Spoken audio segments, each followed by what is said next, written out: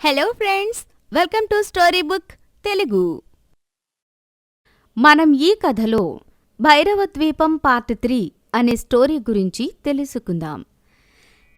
క్రితం ఎపిసోడ్లో కంఠీరవరాజ్య యువరాణిని కాపాడి తీసుకువస్తానని బయలుదేరిన కథానాయకుడు ఉగ్రనందుడు అడవిలో అనుకుని పరిస్థితుల్లో ఒక సాధువు శాపానికి గురై శిలగా ఆ అడవిలోనే మిగిలిపోయాడు. మరోవైపు భైరవద్వీపంలో మహామాంత్రికుడు పుంగవర్ధనుడు దిగులుగా కూర్చున్నాడు. అప్పుడు అతని అనుచర గణమైన రాక్షస తాబేలు తన గురువైన మాంత్రికుడితో, నాయకా, ఏంటి ఇలా జరిగింది? ఆ కంఠీరవరాజ్య యువరాణి కోరినట్టు నీ కథ ఆమెకు చెప్పావు. ఆమె కోరిన విధంగా ఆమె ఆభరణాలను కూడా మయూరక చేత ఆ రాజ్యానికి పంపావు. అయినా సరే ఆమెను బలి ఇవ్వడానికి నీకు ఏ ఆటంకం అడ్డుపడుతుంది అని అడగడంతో అప్పటికే అనుకున్న పని జరగలేదు అనే ఉక్రోషంలో ఉన్న మాంత్రికుడు పుంగనవర్ధనుడు కోపంతో రగిలిపోతూ, ఏమిరా పరిహాసమా? అయ్యో, నీతో పరిహాసం ఆడతానా నాయకా? అది నా సందేహం అంతే. ఆ సందేహానికి జవాబు నాకు తెలియడం లేదు. ఆ కన్య కోరిన 2 కోరికలు నువ్వు తీర్చాను.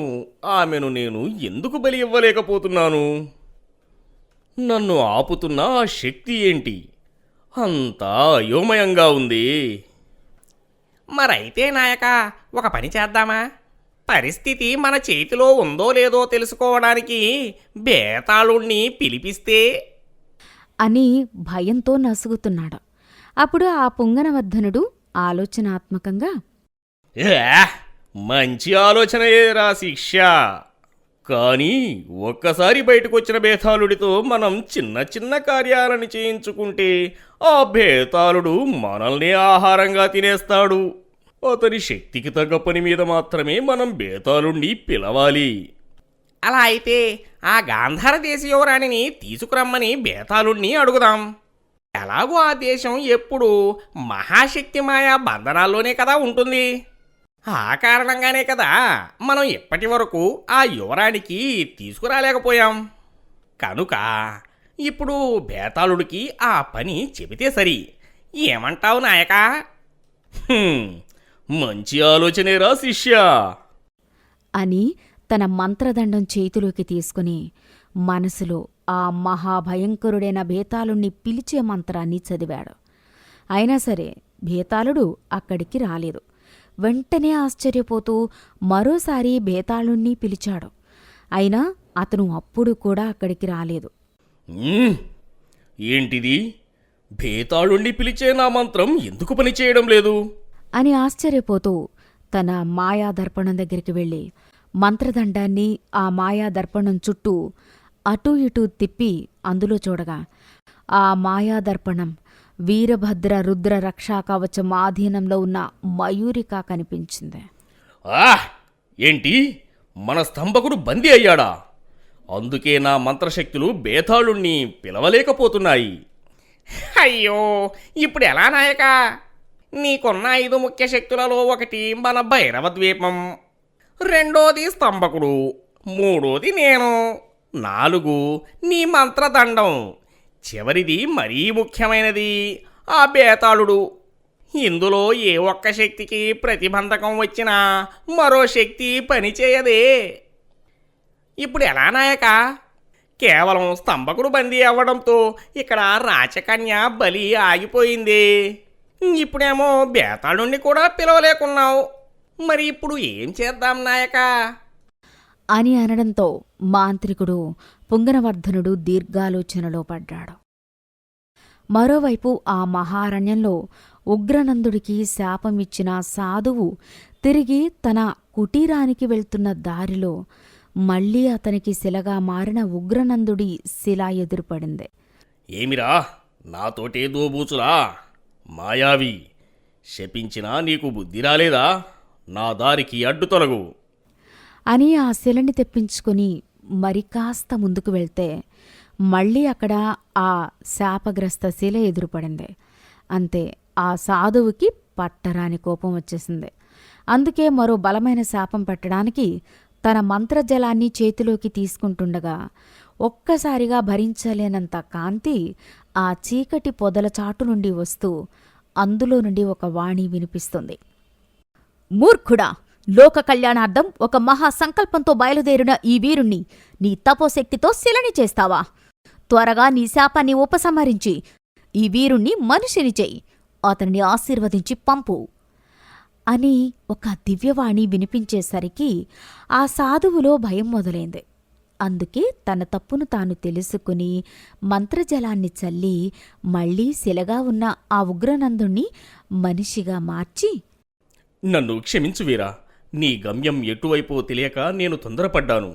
నా కారణంగానే నీ దగ్గర ఉన్న దివ్యశక్తి ఉంగరాన్ని మొదటిసారి వాడవలసి వచ్చింది. నీకు మరి 2 సార్లు మాత్రమే ఆ ఉంగరం ఉపయోగపడుతుంది. గుర్తుంది కదా? గుర్తుంది స్వామి. చూడు నాయనా, ఎంతో ప్రమాదకరమైన ప్రయాణం మొదలుపెట్టావు. సాహసంతో కూడిన లక్ష్యాన్ని చేరుకోవాలనుకుంటున్నావు. అలాంటి సమయంలో నా వల్ల నీకు జరిగిన ఆలస్యానికి నేను నీకు ఏదో ఒక వరం ఇచ్చే తీరతాను. కోరుకోనాయనా. ఈ ప్రచండ జ్వాలాసిద్ధుడు నీకు ఏం వరం ఇవ్వాలో. మీ ఆశీర్వాదానికి సంతోషం స్వామి. కానీ నాకు ఏం వరం కావాలో ఇప్పుడే నేను అడగలేను. నాకు అవసరమైనప్పుడు నేనే మిమ్మల్ని కోరుకుంటాను. కానీ ప్రస్తుతానికి మాత్రం ఆ మాయా భైరవ ద్వీపానికి చేరుకునే మార్గం ఏదైనా ఉంటే చెప్పండి. తప్పకుండా నాయనా. ఇక్కడికి 10 క్రోసుల 12 ఆమడల దూరంలో వనప్రస్థం అనే అడవి ఉంది. ఆ అడవిలో ఎన్నో ఏళ్లగా తుంబుర అంశకి చెందిన ద్విముఖాస్య అనే యక్షుడు 2 గుర్రపు ముఖాలు కలిగి ఉంటాడు.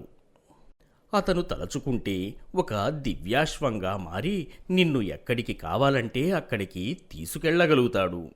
కాని అతని కోరికని నువ్వు తీరిస్తేనే అతను నీ కోరిక తీర్చగలడు. ఒక్క విషయం గుర్తుపెట్టుకోనాయనా. ఆ మహాశక్తివంతుడు నిన్ను కోరే ఏ కోరికైనా అది నీకు పరీక్షే అయ్యుంటుంది. అందుకే గుర్తెరిగి మసులుకో అని చెప్పి అక్కడ్నుంచి వెళ్ళిపోయాడు. అలా ఆ ఇద్దరి మధ్యన సంభాషణ పూర్తయ్యేసరికి తెల్లవారింది. మళ్లీ ఉగ్రనందుడు ఆ వనప్రస్థం అడవి వైపుగా అతని ప్రయాణాన్ని సాగించాడు. మరోవైపు కించామతి అనే రాజ్యం నుండి అమరసేనుడు అని ఆ దేశపు యువరాజు అదే వనప్రస్థం వైపుగా అతని ప్రయాణాన్ని కొనసాగిస్తున్నాడు. నిజానికి అమరసేనుడు ముక్కోపి, పైగా ఏ విషయానికైనా చాలా తొందరపాటెక్కువ. సాధారణంగానే అతని దారికి ఎవరైనా ఎదురు వస్తే అతను భరించలేడు. అలాంటి అమరసేనుడు అదే వనప్రస్థం అడవికి ఎందుకు బయలుదేరాడో తెలియాలంటే ఒక్కసారి కించామతి రాజ్యంలో ఆ దేశరాజు సింహనాభుడు, ఆయన మంత్రి అంబుజాపతి మాట్లాడుకునే మాటలు వింటేనే తెలుస్తుంది. అమాత్య, మన యువరాజు దూకుడు స్వభావం చూస్తుంటే నాకు భయమేస్తుంది. ఇంత ఆవేశపరుడికి మీరు అంతటి భయంకర కార్యాన్ని అప్పజెప్పడం. భయపడకండి మహారాజా. మన యువరాజులు ఆవేశపరులే కాని అవివేకులు కాదు.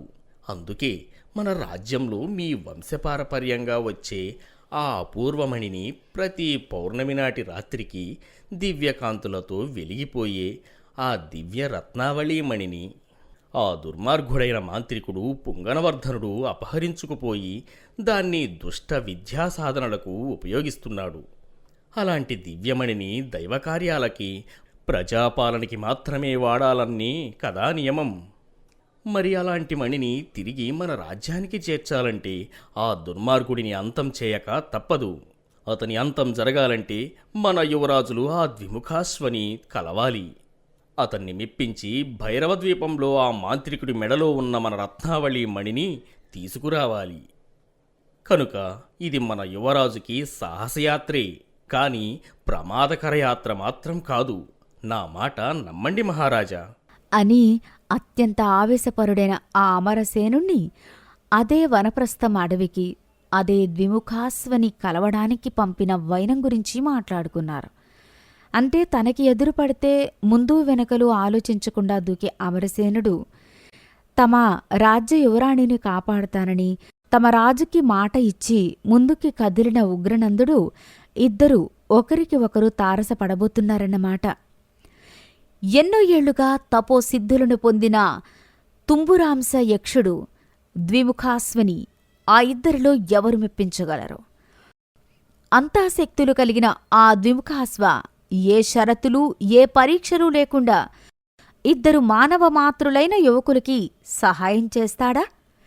అసలు కాలం ఉగ్రనందుణ్ణి, అమరసేనుణ్ణి ఎందుకు కలపాలనుకుంది?